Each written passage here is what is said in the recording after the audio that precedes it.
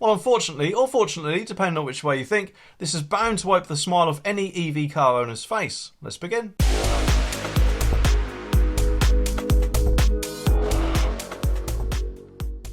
Now think about it, you got fed up with paying dear petrol prices and decided to go to the money tree in the back garden and treat yourself to a brand new and presumably expensive electric car, which kind of negates the difference in petrol and other running costs as well, doesn't it? But okay, it's up to you. And then you start to enjoy your silent draft, but after a little while a few things may suddenly dawn on you. Firstly, buying electric cars, the cost of electric going up probably wasn't such a good idea. Secondly, whilst your car's fuel tank is no longer laughing at you, your electric car's range is. And worst of all, the car engine's noise is no longer drowning out the sound of your nagging girlfriend. But now, unfortunately, there's a whole new problem to worry about. That is according to the Daily Express, and it's not something that you'd usually think about. One unlucky driver was fined £100 even though he was only charging his electric vehicle for 5 minutes. Richard Leyland spotted that an EV charging station that he had found was actually in a paid car park, but he didn't realise it, and that had particular rules. Speaking on BBC One's Morning Live, he said, "I parked my car, stayed for about 5 minutes and paid about £2.70 to charge my car and then left. Then 2 weeks later I got £100 fine. I wrote to them, the parking company, and told them that I'm not intending to pay it. I found out that you have to go into the hotel and register that you are in the car park, and it turns out dozens of people have fallen foul of that. They've taped a bit of A4 paper to the charger which blows in the wind, and I was supposed to have noticed that." Well, I don't know if they'll be able to enforce that or not, but I've also heard that other places expect EV drivers to pay for their parking as well as the cost of their often overinflated electric prices, which